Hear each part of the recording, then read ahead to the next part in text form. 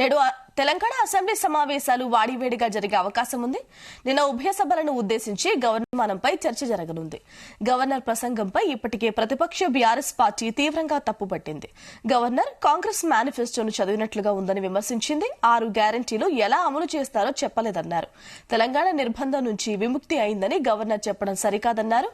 అసెంబ్లీలో సభానాయకుడు రేవంత్ రెడ్డి, ప్రతిపక్షాల నుంచి కేటీఆర్, తలసాని శ్రీనివాస్ యాదవ్ తో పాటు విపక్ష పార్టీల సభ్యులు మాట్లాడతారు. శాసన మండలిలోనూ అధికార విపక్ష సభ్యులు ధన్యవాద తీర్మానంపై మాట్లాడతారు.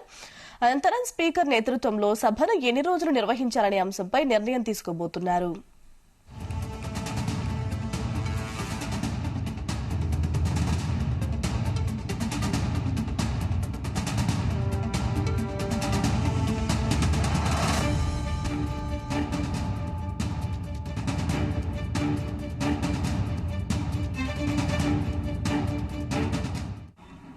గవర్నర్ గారి ప్రసంగంలో కొత్తదనం ఏమీ కనిపించలేదు.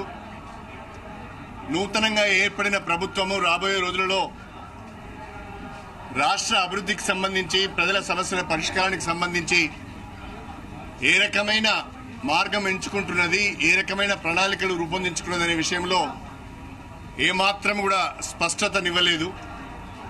గవర్నర్ ప్రసంగం పూర్తిగా కాంగ్రెస్ పార్టీ ఎన్నికల మేనిఫెస్టోను చదివినట్టుగానే ఉంది తప్ప గత ప్రభుత్వాన్ని విమర్శించడానికే జాయింట్ సెషన్ ఉపయోగించుకున్నట్టుగా ఉన్నది తప్ప కొత్తదనం ఏమీ కనిపించలేదని చెప్పి ఈ సందర్భంగా తెలియజేస్తున్నాను. దురదృష్టం ఏంటంటే గత 10 సంవత్సరాలు తెలంగాణలో తిరోగమనంలో ఉన్నదన్నట్టుగా ఆమె మాట్లాడింది. కానీ తెలంగాణ జాతీయ స్థాయిలో అనేక రంగాలలో అభివృద్ధి సంక్షేమ కార్యక్రమాల అమలులో రోల్ మోడల్గా వ్యవహరించింది. జాతీయ స్థాయి సంస్థల నుంచి, కేంద్ర ప్రభుత్వం నుంచి అనేక అవార్డులు అందుకున్నదనే విషయాన్ని ఆమె మర్చిపోయింది. వాస్తవంగా ఒకవైపు ఆర్బీఐ కానీ, నీతి ఆయోగ్ కానీ, యుఎన్ఓ లాంటి సంస్థలు, అనేక ప్రతిష్టాత్మక సంస్థలు తెలంగాణ ప్రభుత్వం యొక్క పెర్ఫార్మెన్స్ ను మెచ్చుకొని అవార్డులు ఇచ్చిన సంగతి గవర్నర్ గారు మర్చిపోవడం దురదృష్టకరం. తెలంగాణలో పంటల విస్తీర్ణం పెరిగింది, పంటల దిగుబడి పెరిగింది అనేది సత్యం. హర్యానా, పంజాబ్ రాష్ట్రాలను తలదన్ని వరిధాన్యం దిగుబడిలో తెలంగాణ మొదటి స్థానం సంపాదించింది.